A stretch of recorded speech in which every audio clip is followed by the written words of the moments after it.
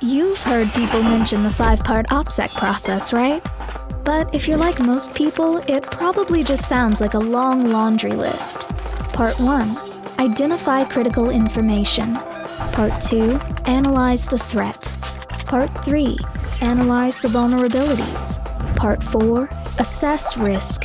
And Part 5. Apply countermeasures. You may not think that the critical information list means anything to you, but you need to, because practicing OPSEC every day is one of the most important things you do. And if you don't, you're not only risking yourself and your own information, but putting your family, your friends, your coworkers, and your whole country in danger. You never know who you could be protecting. A grave danger threatens mission security. It puts American lives in imminent danger. It can defeat the most technologically advanced security in the world. The Pentagon has warned us. The past has taught us. But only you can save us from the greatest threat to our nation: employee carelessness. Hello there! I know sometimes you want to say something so much you feel you should shout it from the mountaintops. Or if you don't like to shout, you post information on the internet. Things such as troop movements, training procedures, and security vulnerabilities. And once you do that, you might as well be telling the whole world. Hey, Jebediah! Hey, Frank! You talking about OPSEC? Sure am, Frank! That's great, Jebediah! I know! You tell them that posting sensitive information on social networking sites is like shouting your intentions to the whole world, including the enemy? Sure did! Oh! Anything else to tell them? Yeah! Practice OPSEC and leave the shouting to us! Hello there, ladies. I can see you wanting to swoon, but wait. Allow me to introduce myself. I'm a pharmaceutical distributor of sorts. You see, I provide the people with what they desire. I enjoy salsa dancing and high-stakes midnight deliveries. Both of them require a bit of la pasión. I'm a businessman at heart, and I try to keep the local economies afloat. I have many friends in the community who I can rely on to provide me with information. But much of my intel comes from people like you, my dear friend, American military members who post details on the social networking sites, upload photos, update their statuses with critical information, geotag their locations. Or people who don't shred their documents. I ask the questions. Yeah? Is that clear? What part of that phrase you don't understand? For the good of my customers, of course. Because really, I'm a humanitarian at heart.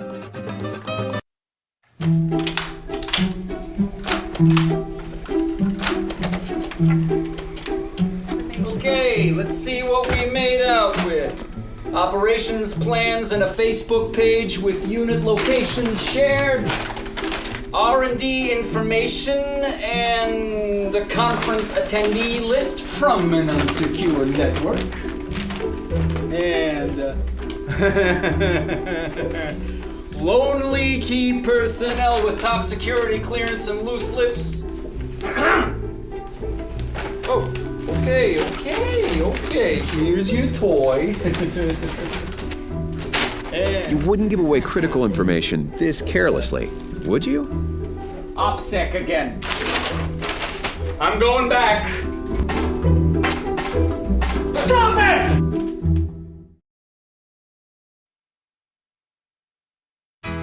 Hi, my name's Christine, and I'm looking for someone I can spend the rest of my life with.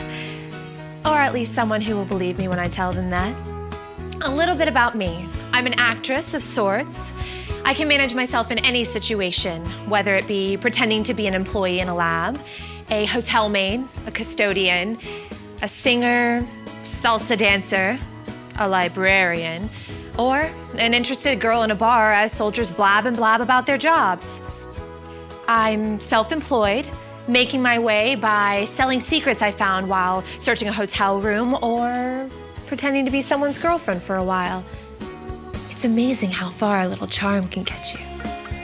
Oh, that's so interesting. Don't be silly. I love hearing you talk about your job. I would never tell anybody. The perfect mate would enjoy candlelit dinners, antiquing, espionage, and spilling secrets to his or her girlfriend. I'm recently single and a fugitive from the various agencies and commands that are trying to find me. But they won't. And I am an equal opportunity dater. I don't care if you're cross-eyed, how many pimples you have, or how seldom you practice personal hygiene. Oh no, those glasses look great on you. The thicker the better. So, if you think you can handle a talented actress with no morals and a habit for looking over your shoulder, well, you can start by buying me a drink. I've been waiting for you. You think this little stud muffin here is actually chatting with me? My user is gaining access to all points of contact and proprietary intellectual property. Mommy wouldn't be very happy to know that stud muffin here just downloaded a corrupt file like me to her work computer. He'll never even know the potential danger that he put Mommy in. Oh, and I won't be showing up for our hot date. Hi. My name is Hakim, and I'm looking for someone special. I'm a Scorpio. I love to shop at the black market. I like reading philosophy by firelight and constructing my own IEDs. I'm sorry, I'm on the phone right now. No, shut up. You listen to me. My hobbies include painting, football, searching Facebook to check for U.S. military member status updates. I like to tweet and check MySpace to find out which military member has a family that I would enjoy threatening. And I know that somewhere out there is somebody special for me. Someone to unwittingly give me the information I need. In a world where secrecy saves lives, a menace rears its ugly head. It renders our most powerful technologies useless.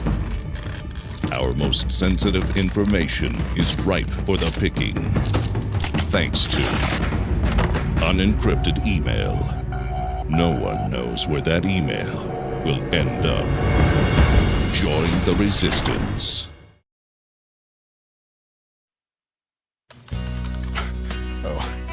Hi there, Angela. Griffin here, coming to you from my command bunker. It's a basement! Command bunker, Mom! Okay, so, right. Updates. You are gonna love this. I got into the DMV's database, 2 corporate systems, and a high school. And there was no problem, really. Well, anyway, now I'm working on getting into your military account over at Southern Command. Pretty soon, I'll be able to send you encrypted poems to read while you're at work. So I spent a few days last week at a coffee shop getting my Choco Cafe slurp on and was able to snap pictures of quite a few US Southcom security badges. People are constantly wearing those things outside of the gates. So I thought, why not make one of my own, right? I can add it to my collection. From there, I can sneak onto the base and say hello to you in person. And then you'll be my girlfriend for real. Even if you don't know it yet. You don't have a girlfriend. I do have a girlfriend. A real one. So I saw you at the coffee shop. And I noticed that you are constantly playing on your smartphone, checking in online, looking at your work emails. Oh, you temptress. So, I found you on Facebook and Twitter and Blogster and some other photo sites. The embedded geotagging on the photos gives me the GPS location of your home and your office. I mean, I bet you didn't think of that when you were snapping those pics, huh? Really, I'm not that clever. Okay, it was pretty clever. I love how you don't use any of the privacy features on your accounts, letting me see everything. I'm just mashing buttons and I'm totally pwning all of you guys. Totally gone. You're gone. Wait. Close my eyes. Boom. Hey, you're gone. I knew it. I told you. Until we finally meet, you will find me in Battle World. Tonight after 11. I'll be seeing you soon, Angela.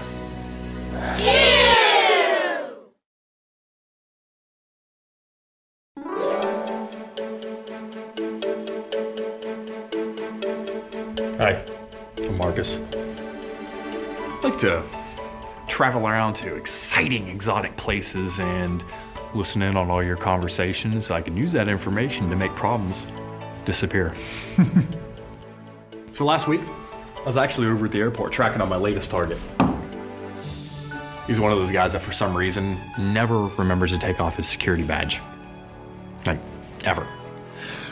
But, as is very typical of me at airports, my flight gets delayed. So while I'm sitting there waiting on my flight, this lady comes and she sits down next to me. And she's got this huge just bag and just like flops it down and then slides open her laptop and flips out the cell phone. And as soon as I see that, I'm like, do not start talking on that cell phone. Do not. But of course she does. And she talks and talks and talks. And she's all like, so I'm on my way to Brazil. I know, Brazil, right? And I wonder what the cuisine's gonna be like and the culture. And I'm like, I wonder when you're gonna shut up. You know. But I keep my cool. Because right around this point, she starts to talk about her job. Turns out, she's a government contractor working on some kind of new airline project for the military. And she's actually working on the presentation for it right on her laptop. Needless to say, my appetite is whetted. It seems that she's promoting some new jet for the military at the Brazilian Air Show. Now, she is excited about it, but also very nervous because of having to leave her teenagers home all alone. So we just hate Nancy's new boyfriend. I mean, just hate him. And Chris, well, he needs to study for his exams, but my husband's still off on deployment. I don't know what we're gonna do there. And I just feel so bad because this is like the first time the kids have been at home all alone for so long by themselves. I snagged a few papers off of her, like just the conference schedule and travel itinerary. Seems she actually scheduled herself for a trip for Rio de Janeiro. Ooh, how nice. But now, I'm gonna make a huge fat paycheck by telling somebody else about all the cool stuff I'm learning. Rio sounds nice to me. These days, it's easy to get information. Social networking sites, smartphones, online searches, unsecured Wi-Fi hotspots, and yes, even printed resources make it possible for someone to find just about anything. Information such as troop movements, research data, and mission details are laughably easy to find if you know where to look. But who would actually be looking for all this information? There's the obvious list of nefarious characters, of course. Identity thieves, sexual predators, and your commonplace criminals. But when it comes to mission-critical information, even unclassified information, the list grows tenfold. Now you're not just worried about pickpockets, but hackers, nation-states, foreign spies, domestic anarchists, and of course terrorists. And just because you don't think the information is useful, doesn't mean someone else isn't looking for it.